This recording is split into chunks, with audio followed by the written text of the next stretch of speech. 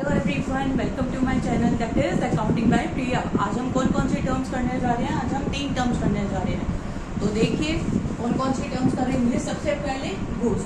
Goods का मतलब क्या होता है? जो चीजें हम अपने पास हम रीसेल करते हैं, हम जो प्रोडक्ट्स हम रीसेल करते हैं अपनी दुकान पे रख के, मतलब जो भी प्रोडक्ट्स हम बेचना चाह रहे हैं अपनी दुकान पे रख के, उसको हम बोलेंगे गुड्स। आइए बढ़ते हैं।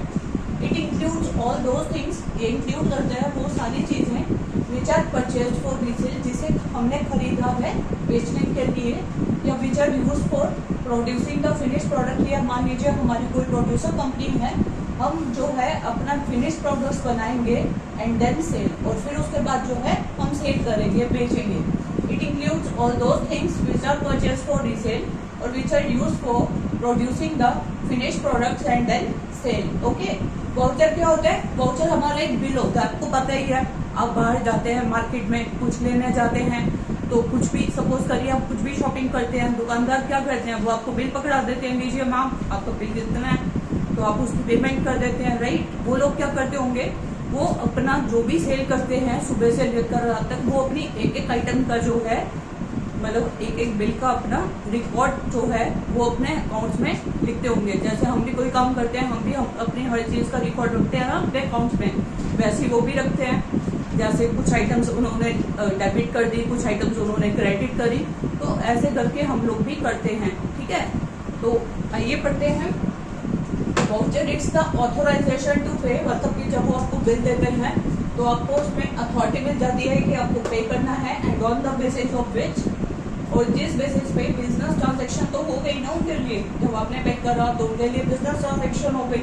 तो बिजनेस ट्रांजैक्शन को हम सबसे पहले वो मतलब दुकानदार जो होंगे वो रिकॉर्ड करेंगे अपने बुक्स ऑफ अकाउंट्स में।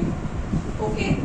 नेक्स्ट आती है कॉस्ट, हमारी लागत, हमारा खर्चा, वो होता है हमारा cost. It can be termed as amount of resources given up, मतलब जैसे ये मेरा मार्कर है 20 का आता है, मान लीजिए मैंने ये आगे 30 का बेच दिया, तो 10 रुपए क्या हो गया, 30 रुपए क्या हुई मेरी सेलिंग प्राइस होगी, और 10 रुपए मेरी इनकम हो गई।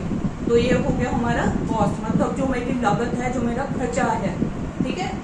It can be termed as amount of resources given up, जो रिसोर्सेज हमने दिए इन एक्सचेंज फॉर गुड्स और सर्विसेज, मतलब मैंने इसको जो भी खर्चा हमने करा गुड्स और सर्विसेज पे, उसको हम बोलते हैं कॉस्ट। आइए एक बार दोबारा पढ़ लेते हैं।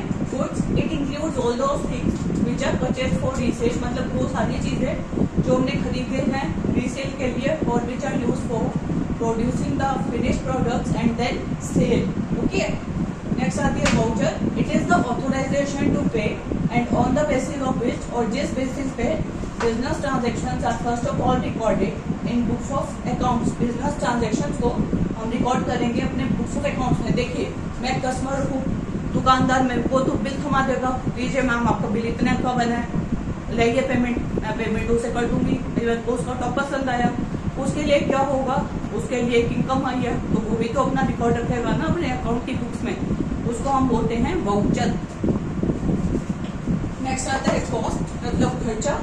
It can be termed as amount of resources given up, जितने रिसोर्सेज उसके मनी या मनी इक्विवेलेंट के इक्वल हो जाते हैं हमारे भी। इन एक्सचेंज फॉर, मतलब मैंने कोई गुड लिया, उसके बदले में मैं कितना पैसा दे रही हूँ, वो होते हैं हमारा कॉस्ट। ओके। मान लीजिए मैंने अभी आपको एग्जाम्पल दिए, 20 रुपए का मार्कर है, मैंने आगे 30 रुपए में बेच दिया, तो क्या हुआ, मेरी इनकम हो गई 10 रुपए की। मैंने ये दिया, पैसे लिए, तो उसमें मेरा कॉस्ट भी इंक्लूडेड है, उसमें मेरी इनकम भी इंक्लूडेड है, तो इसको हम बोलते हैं कॉस्ट। मतलब खर्चा हमारा कितना हुआ, उस पर हमारी इनकम कितनी हुई, और इक्वल हो गया हमारे सेलिंग प्राइस के। प्लीज इस क्लास का स्क्रीनशॉट ले लीजिए, लाइक करिए, सब्सक्राइब करिए, शेयर करिए अपने सब फ्रेंड्स के साथ, ताकि किसी को कोई डाउट ना रहे, सबको हर चीज क्लियर होती रहे। ओके।